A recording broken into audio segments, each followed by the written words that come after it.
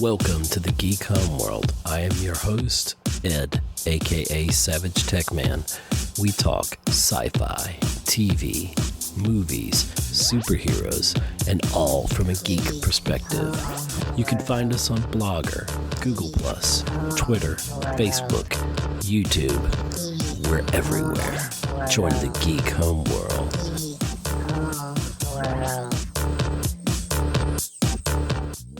Hello, everyone, and welcome to another exciting episode of the Geek Homeworld podcast. I am your host, Ed Susevich, aka Savage Tech Man, and welcome to a wonderful new episode. We're not going to be on here long. I just wanted to look at things and see where we are for the summer.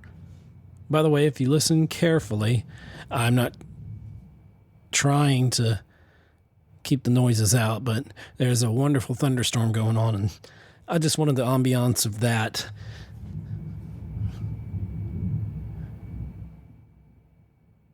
Hopefully you can hear that. Right on cue. So anyhow, I hope everyone's doing great, and if you hear any unusual pauses, that's me trying to make sure you hear the thunder in the background, so give you a nice sound there. So let's see. I want to check out things and just see where we're standing so far in the summer season here. And what a summer it's been. It's really almost over. The kids are back in school pretty much everywhere. And I just wanted to look at how we're doing quarterly on films. And if we look at the third quarter, which is July to September, so it's not really over yet, so maybe we need to back up to April or June. We'll just look at that too. But basically, April to June, Avengers Endgame has pulled in the $857 million. It's past the 2.7 something billion to become the all-time box office champ. And there are some that say that it's not maybe the best film compared. I mean, no, let me walk that back. Compared to maybe Infinity War, I've heard some people say, okay, Infinity War was more of the build-up of those years. And for me, I loved Endgame. I don't know if it's the best film of the year because there's still a lot of contenders to come, but from a geek point of view, it was total fan service that I needed. The kind of fan service that Star Wars has not been giving their community of lifelong listeners, watchers, whatever you want to call us, watchers. Interesting enough, watchers. Get it? X-Men comics. Okay. So yeah, lots going on. Avengers just became like my phone's going crazy there. It's telling me there's storms everywhere like I don't know. And during this very hot summer that we've all had, it's very good to hear thunderstorms, at least some rain getting around and cooling the temperatures off. We were near 100 today, and heat index is way over that. So hopefully where you're at is not as hot. Anywho, before I digress anymore, I just wanted to get on here and podcast, and we're talking about the summer films, okay? Basically, we're looking April through June because summer kind of kicks off in April now. And if we look at when things basically opened, we had some different ones like Shazam, which did domestically or total gross $140 million. I enjoyed it. A great fun movie. I think DC is going to knock it out of the park with Joker when Joker comes out. It's already going to, I think it's going to actually compete, not just show, but it's going to also compete in the Cannes Film Festival. So that'll be interesting. I think this is going to be, whether it's a standalone kind of one-shot thing, which is what it's looking like right now, I think it's going to just be spectacular. Joaquin Phoenix, from what I've seen, is going to give a great performance on Joker. So DC's got some hits with all the misses they've had versus Marvel. They've definitely got an interesting film coming out on their own. So just looking at release dates, I'm going to kind of roll up that way instead of, just the top. We already said the top was Avengers, obviously the top film of the year, top film of whatever. When we get into like the fourth quarter now, so far Lion King is from that time period that ends in September, that basically goes July, August, September, those 3 months of the year. Right now, Lion King, which is part of the Disney $1 billion club, that's got about 4 or 5 movies easily in there. Basically, Disney's owning the box office this year. They're mining everyone's childhood from the 90s and redoing all those films, some better than others, some, But anyway, so April 5th, we had the $140 million, just talking domestics here, of Shazam. And then we had Pet Sematary, which I vaguely remember the original. It was kind of a little too gory for me, and the idea of it when I was younger, I'm not so hip on it. Some people dislike this movie, but I enjoyed it. Pet Sematary, that came out also April 5th, same day as Shazam. It ended up doing about $54 million grand total, which $53 million was the opening for Shazam that week, and Pet Sematary did about $24 million on that opening weekend, and also coming out in less theaters. But Pet Sematary, I thought, other than the twist at the end, if you hadn't seen it, I won't spoil it for you, but I enjoyed it. It was a good film. It was, it didn't have as much gore in it, which I was glad about, but I enjoyed the story of it, and I know there'll probably be a sequel. Who knows? It's certainly there for one. And I'm kind of looking through a list here just to see kind of what were some other films that came out that really killed it. Or here's one that died at the theater, and no one asked for it, but we got it, was Hellboy, the 2019 version. And it just was, without Ron Perlman, it just wasn't, it did not succeed by any measure. I'm sure it lost, that film distribution company, whatever, I'm sure it lost them some money. It only got 21 million domestic, and it came out April 12th, and it closed a month later. So it really wasn't out that long to stir up any kind of excitement, and it certainly did not stir up any kind of excitement as it was there.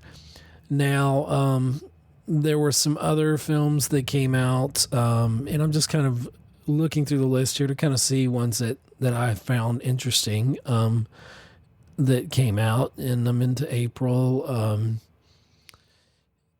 There is, let's see. I'm just looking at some of these. The Curse of La Lorna. It actually was a hit because it on a small budget. It made $54 million. It was only a $9 million budget, so it ended up making $54 million domestically, and about 67 foreign, to give it a worldwide of about 122. So Curse of La Lorna was considered a hit. Some people did not like it. I did not actually see it, and no, I don't need to hear my notifications. Thank you. And let's see, there were other ones that came out, but that did okay, I suppose.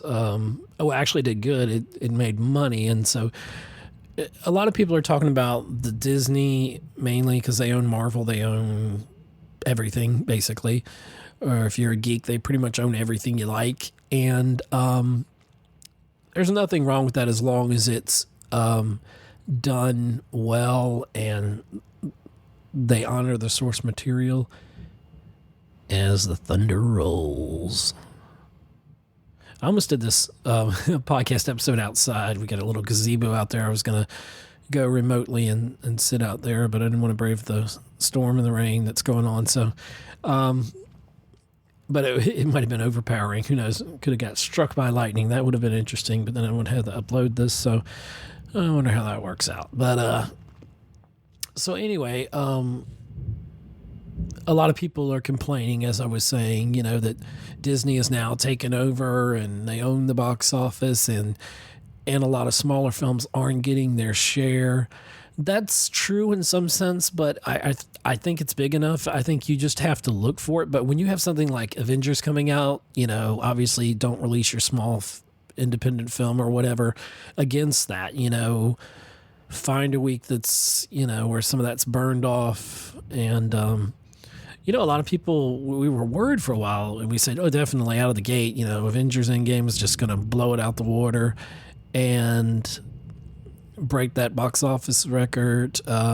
Force Awakens still owns the domestic one at like 938 million or 950, somewhere around there. And we'll see if the final 42-year saga of the Skywalker saga with the Return of Skywalker Episode 9, we'll see if that does better than The Last Jedi, which commercially was a success, but really split the fan base, and then Solo suffered because of that and other reasons. But we'll see if Rise of Skywalker becomes something truly fantastic and it breaks records. But with Avengers coming out, it was in every theater, and it came out on April 26th. It was in like 4,600 theaters, but the largest opening. It broke all kinds of records. 357 million opening weekend, which is just unheard of. And then so far it's at 857 million. So basically, domestically alone, it's made $500 million. Of course, we know it was heavily promoted. And the budget on that was actually $356 million, which is ironic. It basically paid for itself, or at least a production budget, by maybe $1 or about $1 million over that. So we knew it would be big. The culmination of 22 movies or so in the what's now called the Infinity Saga, and it actually ended Phase 3. Phases really don't mean much anymore, but Phase 3 was Spider-Man Far From Home, which we'll talk about a little bit later. That did great, and it was really fun, and I probably liked it more than Homecoming. And but anywho, so yeah, there wasn't much coming out, but on April 26th was basically going ahead to Avengers Endgame, and then that dominated, obviously. And I'm just looking really closely at the list we've got here, just to make sure there's nothing that maybe should have got a bit of look at. But this one I did not realize came out. And it wasn't only in about 489 theaters, but the 30th anniversary of Batman, Tim Burton's Batman from 1989, which at the time, if you were alive and a Batman fan and whatever, a superhero fan, it was harder those days to find films that were superhero ones that weren't kind of cheesy 80s like or whatever, or bad 70s incarnations of them. And Tim Burton brought that Batman from 1989 with Jack Nicholson's Joker. At the time, it was dark. And Batman Returns, which had Danny DeVito as the Penguin, and Max Schreck was, I can't think of his name, but he's...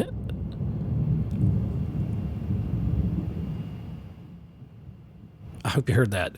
I paused for thunder. So if there are any awkward pauses, it's so you can clearly hear the thunder there, so minus the sound from my laptop that's just humming in the background there. But yeah, anyway, that was a very dark turn. Batman was dark for the 80s. It was at the end of the 80s. And when we get to Batman Returns, which I want to say was in 92, we're into like the grunge era now, basically. So that was the darkest of them, and Batman actually killed people in that. It wasn't as graphic back then, as everything has to be graphic killing and all now, because it's got to be realistic, and that's sometimes not necessary. But anyway, that came out April 4th. It looked like it was a one-day engagement, and so it did about $159,000, which would be nice. But that's one to note that probably you didn't know. Batman Returns came out on the 6th, which was only in 507 theaters, did about 70,000. So here's one that I don't know if you'd call it a success or not. It almost made its production budget, but the next one is it came out May 10th, was Pokemon Detective Pikachu, and I really was too old to pick up on the whole Pokemon thing, but globally it made 431 million, 287 foreign, and 144 of that was domestic, and that came out May 10th. So I just, it's kind of like Ryan Reynolds did Deadpool. He's in, spoiler alert, Hobbs and Shaw, which was great fun. You should go out and see that. It's really a fun movie with Jason Statham and and The Rock, of course. Dwayne Johnson, as he's known now. But he'll always be The Rock. But anyway, so this is a really great summer popcorn fun movie that we'll talk about. But anyway, he was in that as Pikachu, and he's basically in. Ryan Reynolds basically did a Deadpool. He was doing Deadpool the whole time he showed up in Hobbs and Shaw, and I didn't mind it though. But he's becoming typecast. But Deadpool's pretty doggone good. He had 2 great movies with that, and hopefully a third one. And hopefully Disney won't make that PG-13, as the rumors are, for the third Deadpool film. But anyway, we're talking about Pokemon Detective Pikachu. So it came out May 10th and pulled in that 144 million. So a film I thought was going to be good, The Hustle, which it's funny now looking back. It had Anne Hathaway and Rebel Wilson. It didn't do too well. They didn't even list a production budget for it. It did about 35 million, only like 95 million worldwide. So it really wasn't much of a success there for them. Let's see. And I lost my place.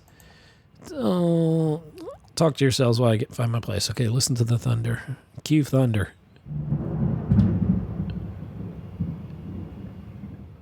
Wow.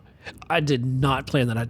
I promise you that's natural. I said cue thunder, and I got really from like my left side instead of kind of the right side. I've got this great sound of thunder, so that was pretty cool. Thank you. Had nothing to do with that. So The Hustle, didn't see it, didn't a lot of people didn't care. So then we go next, and we're in second quarter here, April to June of 2019, and we're going by dates, release dates. So Batman Forever came out May 12th. I didn't know this. I would have seen them. It was only in 434 theaters, did about $38,000. It was a Fathom event. And then Batman and Robin O'Dear came out the 14th, and it did 28,000. I would have even gone and seen that with Bat Nipples. But no, I'm just joking. I would have seen it though. It just didn't come back out where I was at. What We Left Behind, looking back at Star Trek Deep Space Nine, came out on May 13th. It was like a one night only thing. Also Fathom, and I think Fathom is connected, if I'm correct, to Regal. I could be wrong.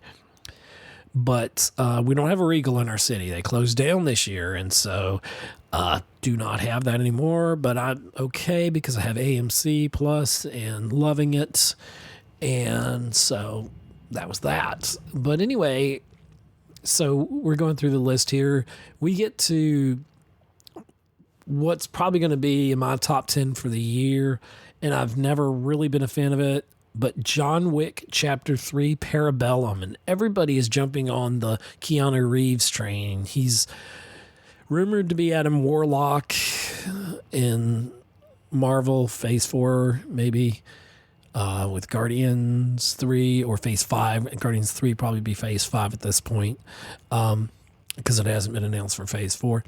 But there's some. He could be Shadow Moon. I think it's. I'm probably saying that wrong, unless I'm thinking of American Gods. Because I got, what is his name? Shadow Moon.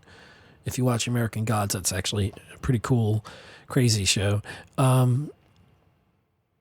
It's not the Shadow. That's different. Shadow Moon. Maybe it is Shadow Moon. I can't think right now, and I'm not going to look it up. But anywho, Keanu. John Wick Chapter 3, and that weekend they already decided, because it was a hit. Each of his films have actually done better. John Wick, the first one, then John Wick 2, then John Wick 3, Parabellum. It was some of the best fighting and gunplay I've seen on film. It was just true Hollywood magic, and then it kind of slowed down a little bit, but it was really good. I thoroughly enjoyed John Wick Chapter 3, Parabellum. It did 170 domestic off a $56 million week opening, which means so like 170 of it, which is over 50% of it, is almost split down the middle. Of all like the films in the year, this one's kind of split down the middle, with the majority going to domestic, but foreign it did 150 and to top out at 320 million worldwide. And John Wick 3 Parabellum was fantastic. Couldn't have asked for a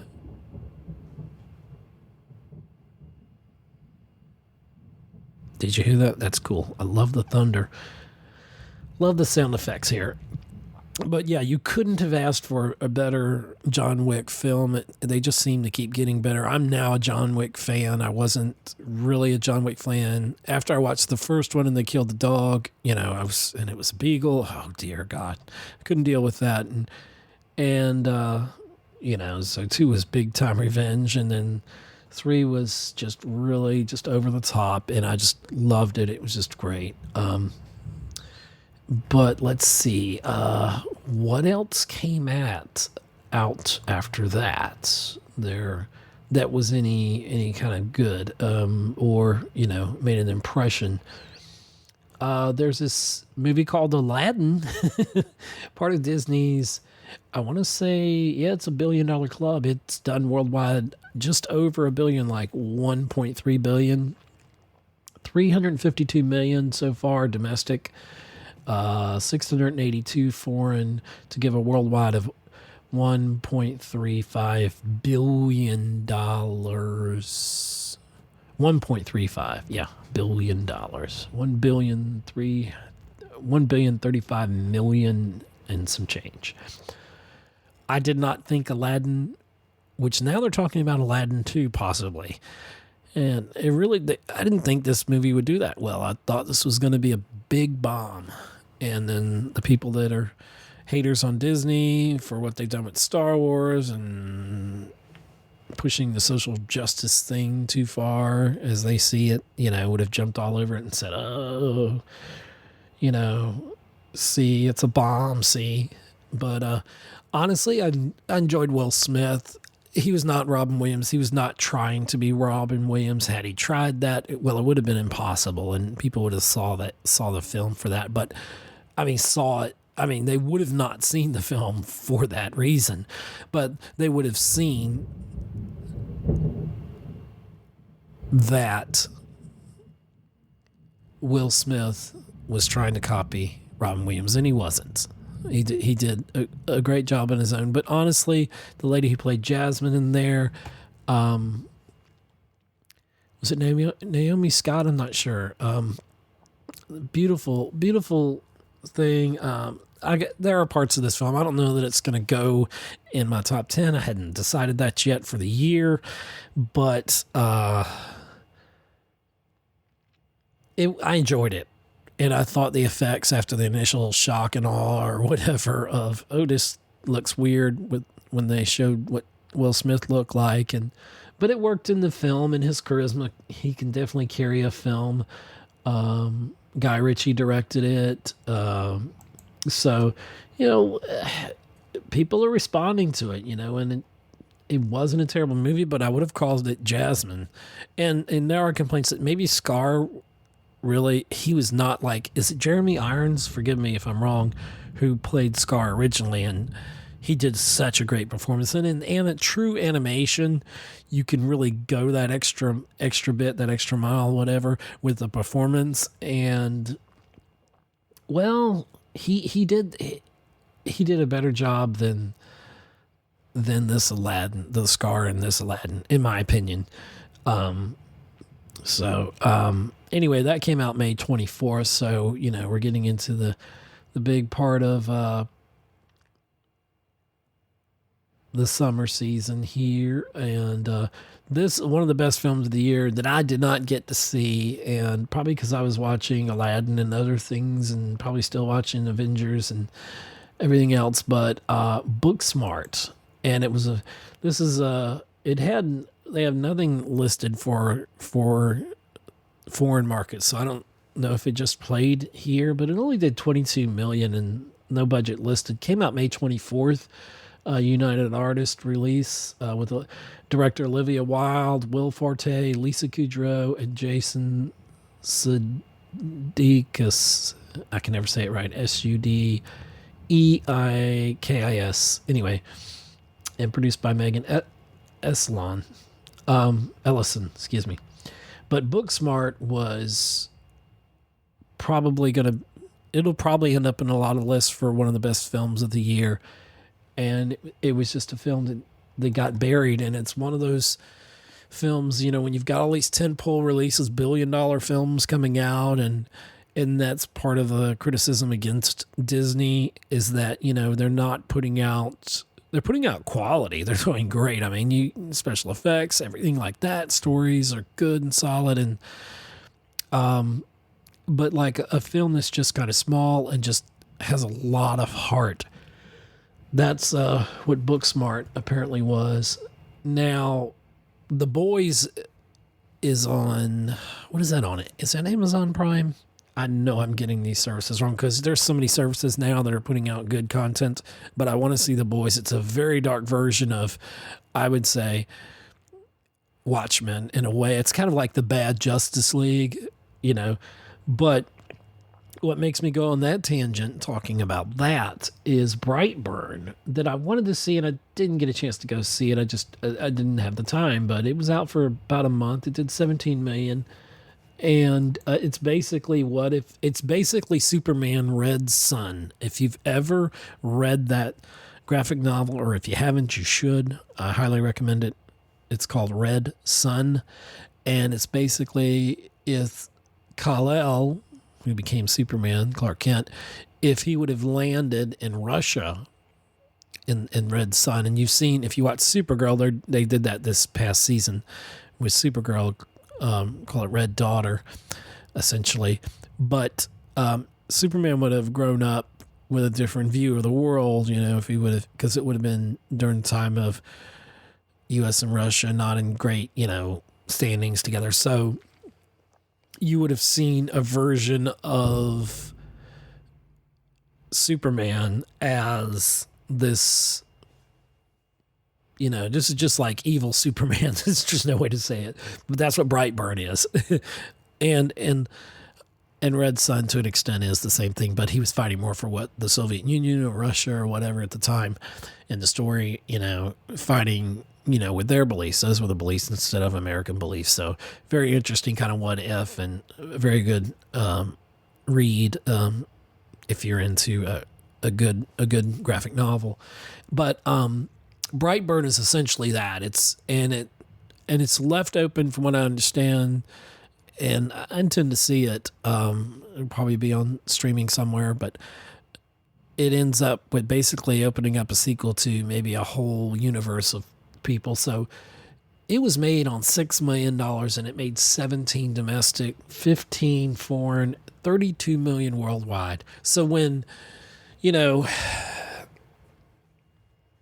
film studios aren't putting out these major hits that they should be, then somebody takes that concept, flips it, and there you go. Off of $6 million, Brightburn, you have a success. It might be one of the better films of this year, or little cheesy. I don't know, but I think it's very dark. But I tell you, it did really well. So I mean, I know they made money on Brightburn. So 17 million is nothing to sneeze at. And if he sneezed, I guess he'd have super breath too, or whatever. So a super sneeze could really hurt a lot of people. In Brightburn, he might not care. It was a little graphic too. There was some parts to it. So if you haven't seen Brightburn, it's probably worth seeing. I still want to see it. Let's see what else. And that came out, like I said, we're at like May 24th. So there was a lot going on as the lights are flickering. That's okay because I'm recording on my mixer here. Godzilla, King of Monsters, only did 110 domestically. Now, King Kong versus Godzilla will be big. Don't let this movie's lack of success, which to me seems so over the top. I mean, some people liked it, but it was like some of the Bayformers, Transformers movies, Bayformers as we call them, that it really had too much humans in it. It should have just been a monster all-out brawl, and a good part of it was, but Godzilla King of Monsters didn't do that well. I think Godzilla versus King Kong, which has been in production, and I know they're doing some stuff out there in Hawaii and such on it, and the special effects and everything for a while, and so it's going to be awesome. King Kong versus Godzilla. I think it's going to come out. It's going to open big, and I think they're going to promote it well. But Warner Brothers thought they'd have a big summer hit on their hands, and they didn't. With Godzilla King of Monsters, it did 110 and 275 foreign. So probably most of that from China. Worldwide at 385 million, and it's a shame because I will still probably watch it, but I just didn't see it. And honestly, the film I went and saw that weekend, I believe that it opened. I think I saw it that opening weekend, but it came out the same day, and I was afraid it would get pummeled. But it actually did almost the same box office as Rocket Man. It came out May 31st also, to about 1,000 less theaters, about 3,600 theaters. And Rocket Man was wonderful. I could easily put that in my top 10 for the year. It was kind of like a fantastical retelling of Elton John's life and everything. And where I live here in the South, of course, I didn't expect it to be out long in theaters, so I went early to see it, and I'm glad that I did. And it's just a really good film. It's well done. It's probably better than Bohemian Rhapsody, and that's saying something because I liked Bohemian Rhapsody. A friend of mine, he detests the fact that Rami Malek won Best Actor. I was happy about it, but to each their own, I suppose. But this just really felt like a fantastic film, Rocket Man. I thoroughly enjoyed it. I don't know if I went back and saw it a second time, but I certainly wanted to. It starred Taron Egerton, Jamie Bell, Richard Madden, Bryce Dallas Howard, produced by Matthew Vaughn, and directed by Dexter Fletcher. 95 million. This was actually another one that was kind of split down the middle. 95 million domestic, 91 million foreign. Probably a lot of that was Great Britain, but I'm sure it was more. But 187 million worldwide. So what's interesting, you look at Godzilla King of Monsters, which came out the same day, which was supposed to, bury probably other films. It didn't. It underachieved. It had 110 million in its run, and Rocket Man, who came out the same day, which I thought would get totally buried beneath the avalanche of Godzilla and everything, but it did 95 million. Now, one that I did not get to see, but I heard it was called Ma. It came out the same day, and it was out for a couple months there on a $5 million budget, so it made money.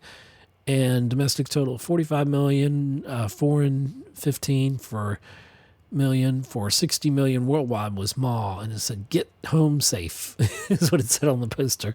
And Ma, that was with Octavia Spencer, who's awesome, Juliette Lewis and Luke Evans, producer Jason Blum, and director Tate Taylor. And I mean, on $5 million production budget, it did $45 million. So it made $40 million. So that was a busy weekend, and that's probably one reason why I only got out to see certain films, and life happens. But Saving Private Ryan came out in 642 theaters, did about 508,000 on June 2nd. It was just a standalone. That's still a great film. It was just a one-shot kind of thing. A bit of a disappointment, The Secret Life of Pets, that came out June 7th. The Secret Life of Pets 2, from Universal. It came out, it made $156 million, basically, 157 on an $80 million budget. So yes, that looks on paper like it covered the production budget. I don't know if it was a runaway success, but they really thought it would just... The first one I thought was so great.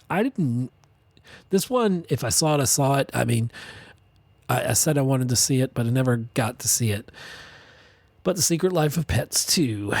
So, yeah, it did good.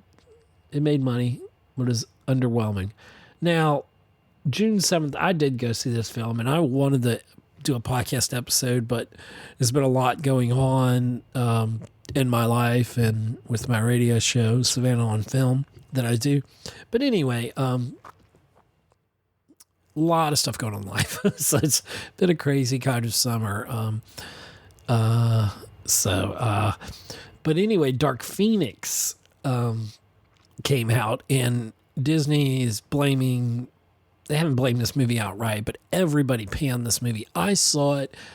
I thought it was okay.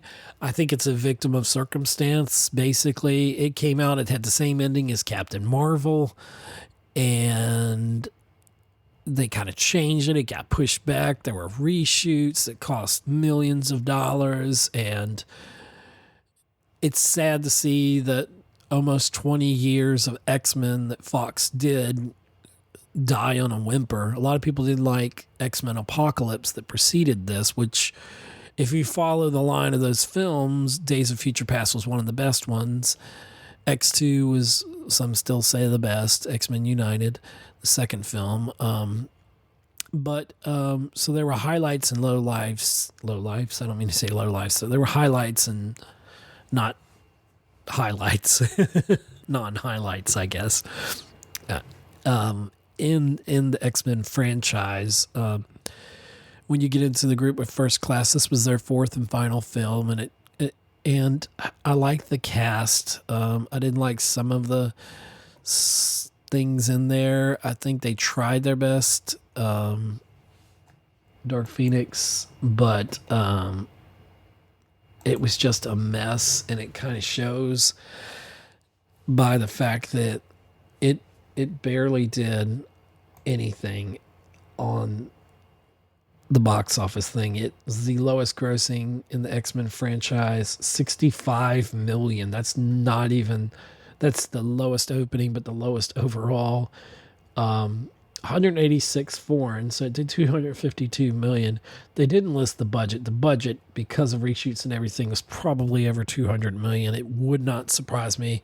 I have not heard the numbers. I don't think people talked about it, and they were trying to say how great it, not how great it was, and how it was going to be terrible. And some people were like, hold out, this could actually be good, and it was not.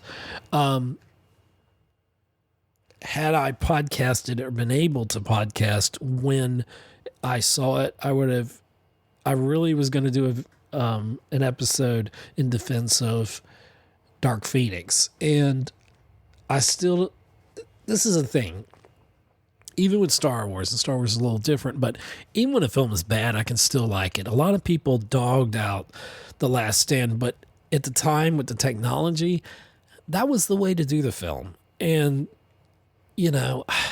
I could pick it apart too, but I like The Last Stand. Dark Phoenix had potential. I thought it looked good.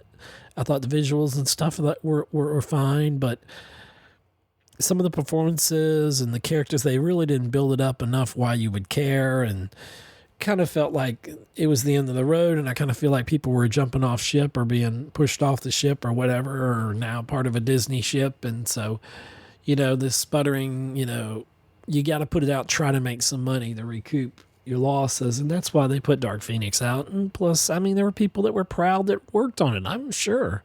I don't doubt that at all. And it's not necessarily the filmmakers, but you have brilliant performances. Not so much by Sophie Turner. A lot of people, coming off of the terrible, what some people call terrible, but I enjoyed Game of Thrones series finale, and a lot of people were disappointed. I thought it was really good filmmaking. It could have been put in theaters and done really well, I thought. But HBO, it's credit to them and to the writers and all that, who are now going over to Star Wars, and we'll see what happens there.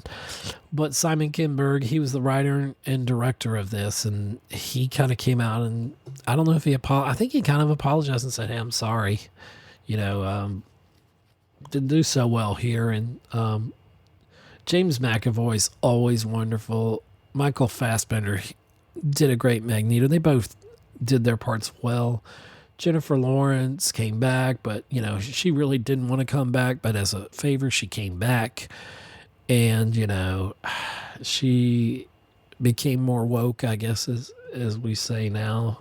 As people say, Nicholas Hoult, who was in there as Beast, he was in the short list that Robert Pattinson beat out for being in, I almost said Jim Reeves' Batman. I can't think of the guy's name, but the Batman film, the next Batman film that there'll be, he was one of on the short list there.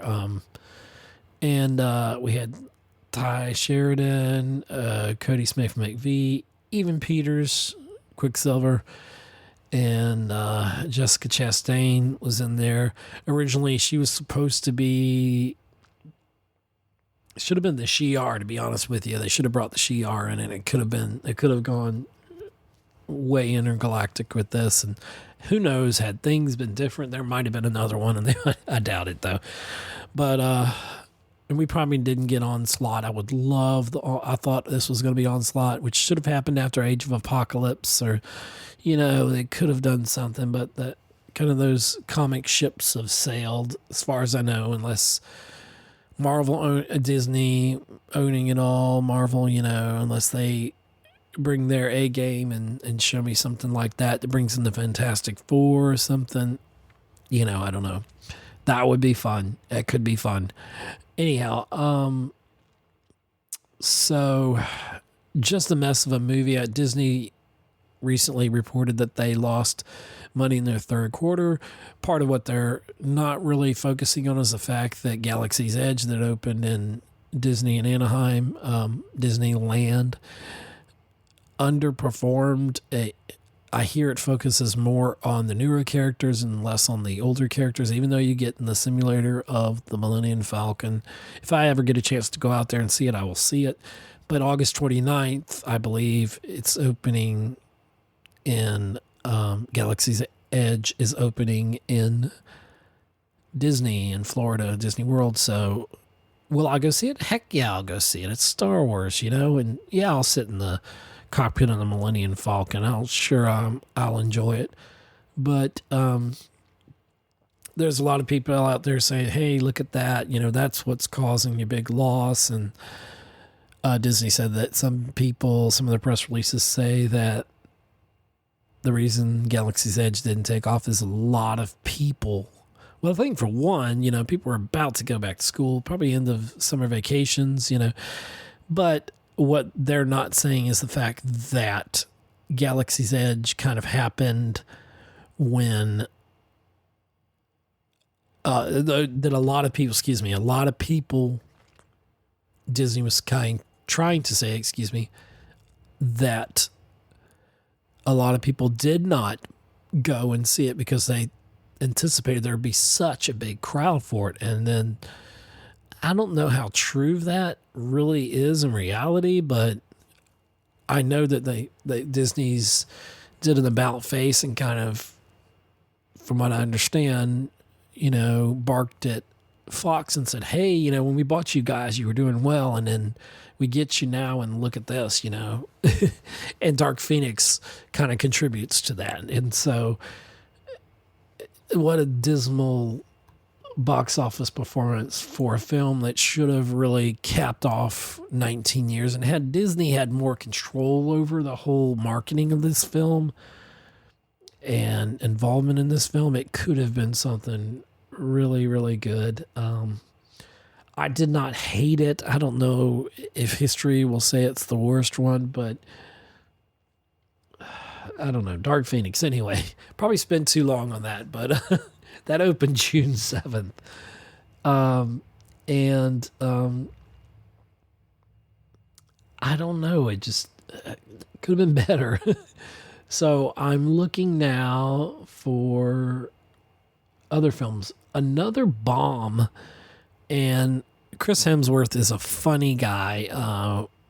I know a lot of people panned him in Ghostbusters, but the all-female version remake or whatever it was, and a lot of people say that was terrible, blah, blah, blah. I enjoyed it. It was funny. But the part I liked most was Chris Evans in there. He's just Chris Evans. Not Chris Evans, Chris Hemsworth, excuse me, who plays Thor. And he'll be back in Thor Love and Thunder, which will be interesting, with Jane Foster being the new Thor. I don't know how that's going to work out. I know the comics or graphic novel, and I understand. We'll see. But anyway, Chris Hemsworth was in Men in Black International along with Tessa Thompson, who played Valkyrie, who will be the first openly gay character in the Marvel Universe. And she's the monarch or whatever, and she'll be of Asgard.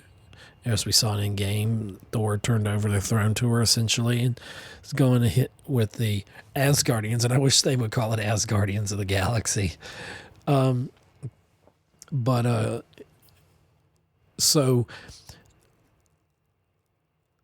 I wish that, I mean, they're a great team in Thor, and we thought Men in Black International would do well. I mean, or the studio did. And $110 million production budget, it only did $79 million domestic. So reviews weren't that great. It did 173 foreign for like 252 worldwide. So if you look at the worldwide, yeah, that kind of paid for it. But I don't know. I think you do something different. It had Liam Neeson, who, had some issues in the press of some things he said that people weren't terribly happy about. So you had other people in there. Emma Thompson was in it, Rebecca Ferguson and such. But I don't know. I didn't want to see it. I didn't care to see it. Honestly, without Will Smith, it's just not the same. Men in Black is Will Smith, and Tommy Lee Jones to an extent. But, I was going to be open to see it, but I didn't really want to see it. Shaft came out the same day, June 14th, and I love Samuel L. Jackson. And this is probably a better film than it did at the box office. I don't know what the production budget was, but it came out June 14th. It did $21 million domestic. I don't see anything foreign or worldwide on that, so I don't remember it being a big hit, but I don't know. It was Shaft, and he just seems kind of born for that role. He's just such a badass, Samuel Jackson. June 21st, Toy Story 4 has done $420 million domestic. It opened with $120 million. 570 foreign for a worldwide total of $990 million. So it's $10 million away from joining the Disney $1 billion club. Tom Hanks, Tim Allen, Annie Potts, Keegan-Michael Key, Christina Hendricks, Jordan Peele, Keanu Reeves, his great breakout character there. They all did the voices in there. Directed by Josh Cooley, and Jonas Rivera was a producer, Randy Newman, composer. And I don't know, Toy Story 3 for me was the best. I loved the first one, and the second one was okay. The third one was just really heart-rending, and great. And some people wish they would have stopped there, but a cash cow, I guess. And I enjoyed Toy Story 4. It was good. I don't know if it's the best of them, but 3 holds a special place in my heart. So, but it was a success, and it's almost $1 billion. So, Disney can do no wrong this year. Child's Play came out the same day. I knew it would get buried. It did $29 million off of $10 million production budget. And you say, okay, United Artists, who released it, there's going to be another one. I'm hearing there's not going to be. Usually these horror films, you can make them now under 20 million, and they do great. A lot of them this year have done that, and last year. But, you do it on a low budget, so you don't have that much invested, so anything is kind of cake. And this one, it opened on its weekend. It opened with like 14 million. So, it had already made its budget basically opening weekend, but for some reason it just wasn't well received. And people were like, okay, we're not doing another one, but you never know. Never say never in Hollywood, right? So there's probably a lot I'm forgetting. Forrest Gump's 25th anniversary. I feel old. It came out June 23rd, and it picked up about 203,000. It's interesting. The domestic on that's 330 million. So I guess they count it all together. Filmed here in Savannah and in the area, and still possibly the best Tom Hanks film ever. I just really enjoyed it. But I didn't get to see that. I didn't know that came. I didn't even know that came to theater. So it's like something I missed. And then let's see. And this one, because of when it opened, June 28th. So we're getting kind of close to the end of that second quarter, the April to June, like first part of summer. And this one, there were like 3 times in the film, spoiler alert, 3 times in the film that the relationship with the male-female relationship here didn't seem necessary to the story. It was necessary to the story, but it's just the way, the track he took, why he couldn't engage in that relationship just didn't hold water for me. But yesterday, it was great. There was I don't want to say that, I don't want to give it away without saying too much, but Danny Boyle directed it. I did not realize that. Richard Curtis was the writer. It starred Lily James, Himesh Patel, who's wonderful in it, and Kate McKinnon, who is great. I love Kate McKinnon from SNL. But anyway, it on $26 million budget, it made money. Its domestic total $70 million so far. 54 million foreign for 125 worldwide. And it was like he gets in this accident, and then all of a sudden the Beatles never existed, and then he's playing their songs and then and all that, and it was a fun movie I was looking forward to. But I don't know.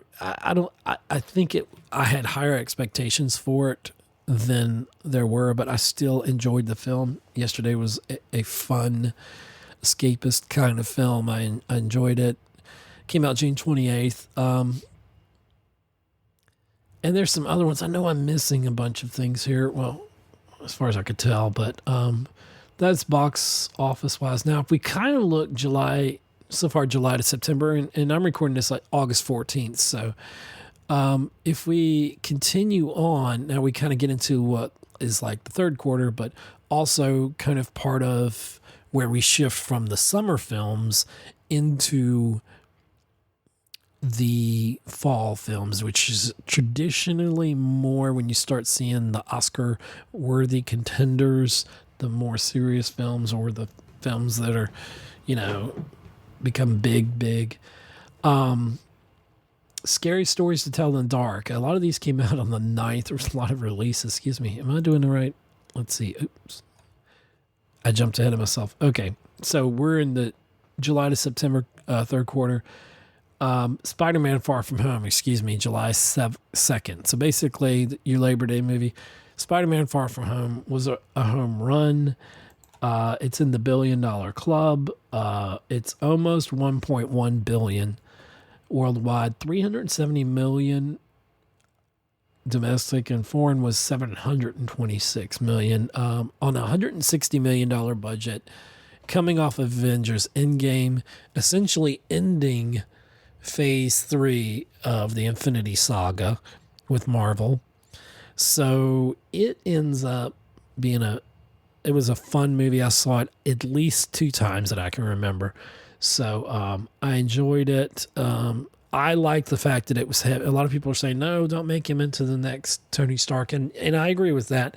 But I think it gave the fans kind of that goodbye homage to see the people in the Marvel Universe mourning Captain America and his sacrifice to basically save everyone in the universe, with the I Am Iron Man. And it's literally come out, I think, yesterday or today on Blu-ray and 4K and all that, if people still get that in DVD. But I got it on streaming. Was it last week it came out? So, and Endgame's good. I'm just like everybody else. I skipped to the good parts of it. The time travel thing in Endgame was a little convoluted. They really could have shortened that whole bunch of it out, and it didn't have to be 3 hours and 1 minute. But I'm still not. I can acknowledge that about Endgame, but I loved Endgame. It was the capping off, and Spider-Man Far From Home helped do that, capping off a wonderful 3 phases of Marvel films. And where we go now is intergalactic and other dimensions, with like the first horror film being Doctor Strange and the Multiverse of Madness, I think it's called. Anyway, it'll be the first horror movie, and I think we're going to see the arc there where it leads into WandaVision, Disney Plus, and Disney Plus will be kicking off before we know it. So we're going to have a lot of that in Phase 4 that was announced. D23 is coming up. I expect Rise of Skywalker trailer. I expect Avengers 5 announcements. That's kind of what we're expecting when that comes very soon. So, I don't know. So, but Spider-Man Far From Home, wonderful film. Enjoyed it. Thoroughly enjoyed it. Jake Gyllenhaal, very good as Mysterio. And for fans that didn't know, spoiler alert if you hadn't seen it for some crazy reason, but not knowing that if you had never followed the comics, you would go with the whole ruse that, Mysterio is a good guy. But it was brilliantly done the way they had it. And so Jake Gyllenhaal, being who he was, did a wonderful job, a fantastic job as Mysterio. And then the spoiler alert, J. Jonah Jameson, the original J. Jonah Jameson showing up, couldn't have been better. I so applaud them doing that.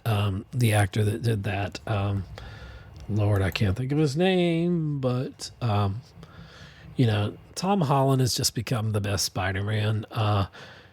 Marissa Tomei, Zendaya. I actually like Zendaya now, and as MJ, I'm kind of getting that. Jon Favreau, wonderful in there, and Samuel L. Jackson, of course. You gotta love Samuel L. Jackson. You have to. Midsommar, which is very gory, came out July 3rd. I did not get to see this. A friend of mine did see it, who usually podcasts with me, and he said it's very kind of gory, and I'm thinking this is going to be one of the top films of the year. Box office wise, it don't have a production budget. It's done $25 million, $8 million foreign for $34 million worldwide, but it looks very interesting. It's so you might want to go check that out. I think it's still in theaters as we speak. Let's see. Oh my gosh, I missed Hamlet, a 10th anniversary edition of Fathom event on July 8th. Did 214,000. I missed that. Dang it.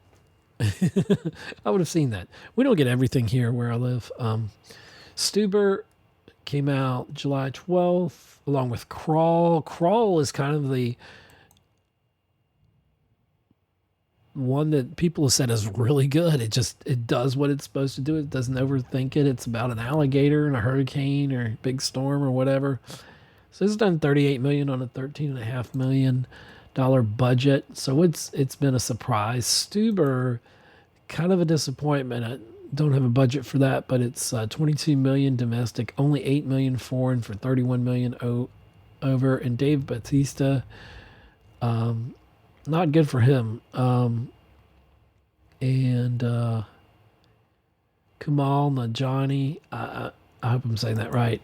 He's wonderful, and I just I think that he I was hoping for him that the film would do much better, but it didn't. It's basically about an Uber driver, and you've seen it. You've seen it, the previews. This one that's went under the radar, and it was only out for, it looks like a month. It looks like it just closed. The Art of Self-Defense. So I did not see it. It takes on the quote-unquote toxic masculinity, but it's it is a comedy, and it's Jesse Eisenberg stars in it. And when I was down in Disney, I got to go down to Disney, the wife and I, and got to see what did we go see? We saw The Lion King down there at the big AMC, and they were about to open up 4 more screens. So it was going to be like, what, 20 something screens or 30 screens when they were done. But anyway, we went to the nice one where they bring you the food and everything.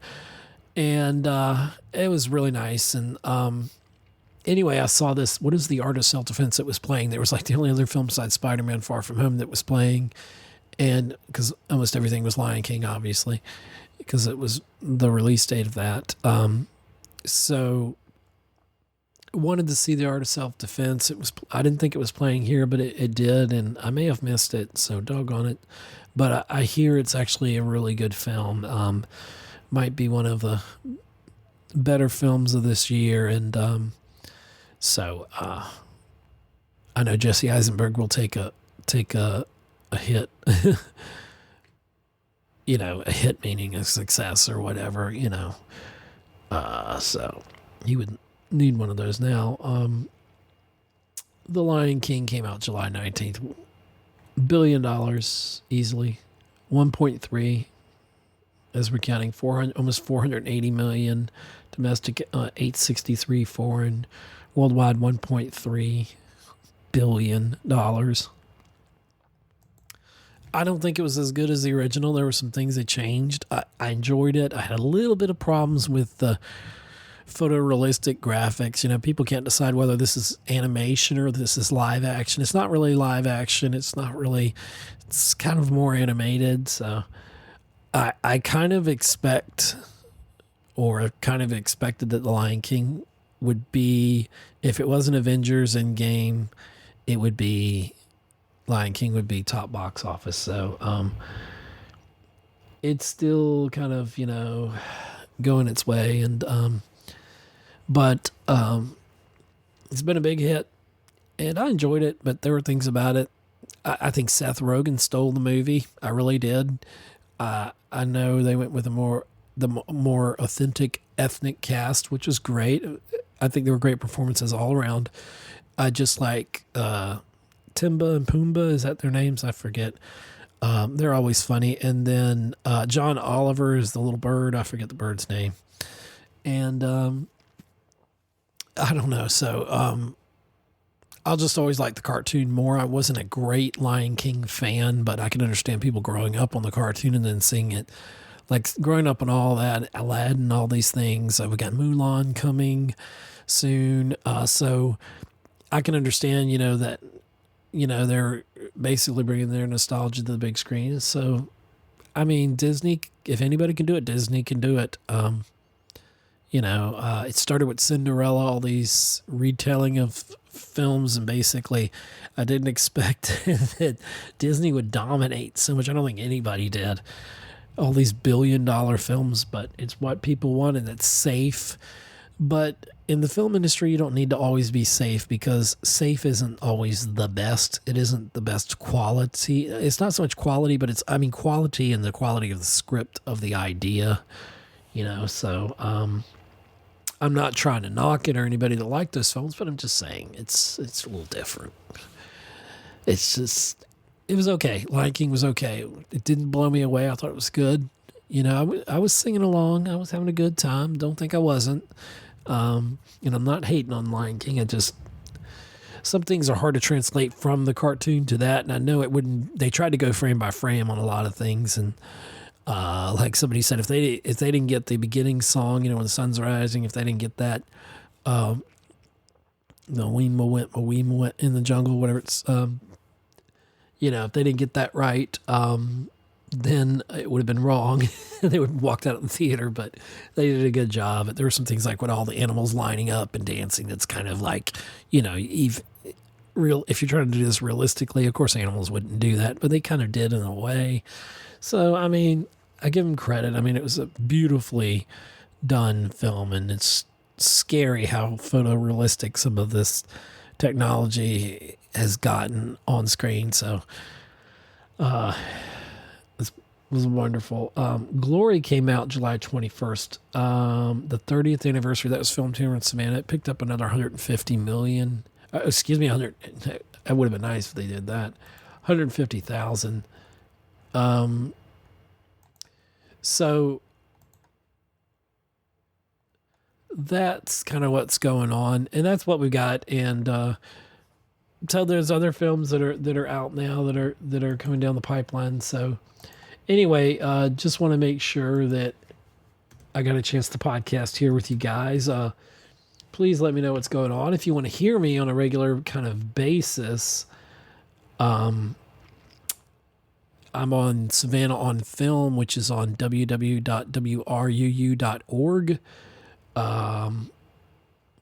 It's also, I'm putting some of the episodes on Spotify as a podcast there, in podcast form, but you can always listen live. You can watch Facebook Live. Go to Savannah on Film on Facebook, and I usually Facebook Live my shows. I'll be back as a recording of this August 14th. I'll be back this weekend with a new show. I took a couple weekends off for some reasons and some film work and such. So, it was nice to have a bit of a, I guess that's a bit of my summer break from the show, but I miss the show. I like doing it. It serves a great purpose, as I'm told, to the Savannah film community. So I like being the voice of the Savannah film industry, as we say. Savannah on Film is a voice of the Savannah film industry, and I really enjoy doing this show, and I enjoy that people are enjoying it. So I'm very, very thankful for that. I just want to double check here if I can before we go. I think I want to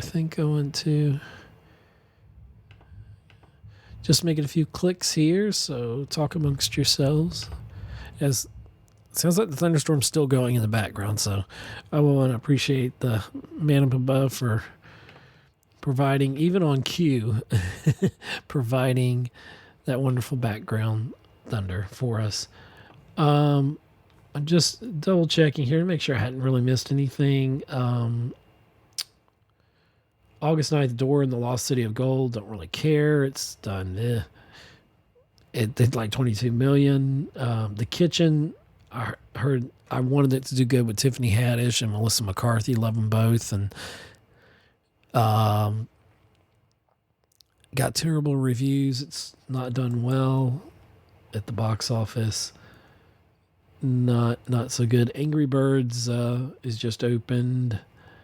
Well, yep, it's opened yesterday. So the Angry Birds movie too. Don't care to see it, but yeah, it's about it. But The Kitchen is only done. Well, it just came out August 9th, so it came out about a week ago. But it's only done $7 million on a $38 million budget, so I don't think it's going to do well. Scary Stories to Tell in the Dark has done quite well. It opened August 9th. On a $25 million budget, it opened with like $26 million, so it paid for the production of it. I don't see any foreign numbers on that or worldwide. numbers on that, but I heard that that's pretty good. Peanut Butter Falcon is open August 9th, and limited release is going wide, I think, this week. That was filmed in Savannah. I know some people that worked on that, starring Shia LaBeouf and Dakota Johnson. And I don't have the production budget. So far, it's done $204,000, but it's only been in 17 theaters, so it's going to go wide. And it's going to be seen here locally. So it was filmed here in this area locally. So it'll be interesting to see how that does. And I wonder, from the great buzz it's been getting, I wonder if there's Oscar talk for that. We'll have to see, but that'll be interesting. So there's a lot going on. I think that's pretty much it. Blah, blah, blah, blah, blah. So I'm going to end this episode, and I know it might be a little bit longer than usual, but I just wanted to go through basically the summer so far. So maybe that's what we'll call it, this episode. So please check us out here, geekhomeworld.libsyn.com. That's geekhomeworld.libsyn.com. If you want to check me out and see some of the stuff that I do, that I've done, and including some of my poetry, different things that I've done, you can go to edsusevich.com. That's CIUCEVICH.com. And there's some links there you can follow. If you want to, check us out, Geek Homeworld here. We're also on Twitter. Savannah on Film is every Saturday night, Eastern Time from 7 p.m. to 8 p.m. It's on WRUU.org. I do a live show there, talking to people in the film industry at all levels, and I want it very accessible to anybody. And we're also Savannah on Film 1, I think is the Twitter for that. We're on Instagram too. Savannah on Film Radio is what we are. And so Geek Homeworld's on Instagram, Geek Homeworld. We're on Twitter. You can follow me, Ed Susevich. You can follow me at Savage Tech Man on Twitter. And all those other links. So blah, blah, blah, blah, blah. I hope you enjoyed the show. It's been nice talking to you, catching up with everybody, and enjoying August. Can you believe it's August? Summer's basically over at this point. We're going to get in the fall, even though it was doggone near 100 degrees, 111 heat index where I live today. Thank you for the thunderstorms. I thank the good Lord for that. And for the wonderful sound effects. I said, I've got to pull out the recorder, and I've got to record now. And I've been wanting to, but I've been working on some other things, working on some projects, and some film related and otherwise, and some creative projects. A friend of mine has a book signing this weekend that I'm going to in a couple days, and I'm excited about. I guess I'll tell you all here first, for those who haven't heard it. On my website at susevich.com, I have just a few examples of my poetry, but I've been a poet, being a podcaster almost 11 years, the Geek Homeworld podcast almost 5 years, and doing that all since 2008. But I've also, even before that, I was writing poetry, and so anyway, I'm thinking about writing a book of poetry. A friend of mine, Adam Messer, MESSER. You can check him out at adammesser.net or .com. Very talented friend of mine, and he also has a radio show on WRUU. Anyway, so hopefully he's listening, and he's got a book signing. He put out some poetry in book form. He's already a published author. He's on Amazon, so you can check him out there. But anywho, working with him, I'm gonna see. He's kind of my mentor in this way, since he's already been down that road, and I'm thinking of finally getting some of my stuff published that I've been writing for years. I've started writing again, so I've got a concept idea for a book of poetry, kind of themed, and that's something I'm working on, so I'm excited. Anyway, well, thank you very much, and thank you for listening to this episode of the Geek Homeworld podcast. We're on iTunes. No, we're not on iTunes. It's not iTunes anymore. It's Apple Podcasts.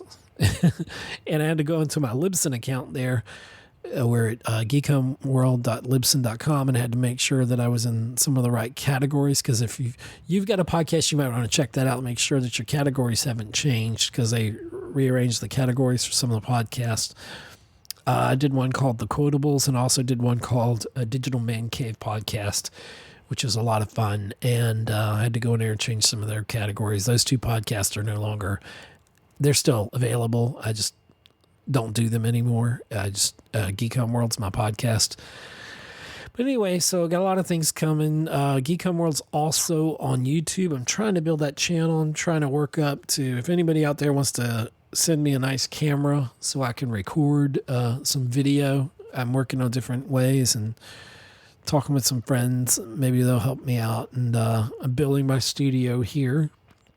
And so I'd like to have more interactive online chats and more stuff like that. Kind of like we do with the radio show on Facebook. I may do some more in Geek Homeworld and on Facebook, which you can also check that out too and like that page and follow. And I'm always looking for interesting people to have on this show. I'm trying to work out. I know there's Skype and there's other things, but I'm almost ready to have a way to have guests on the show. I've wanted to have more guests on the show, but I usually have people in studio here, and I'm kind of working on the studio. So it's neither here nor there, but it's all coming together. Everything's a work in progress, but I'm just trying to level up, go to that next level basically on what I'm doing with my podcast, and I want it to grow and I want people to enjoy it. And let's talk about geeky things. Get your geek on here at Geek Homeworld. So anyway, thank you for listening, and goodbye. And thanks for the thunderstorms, which are now over.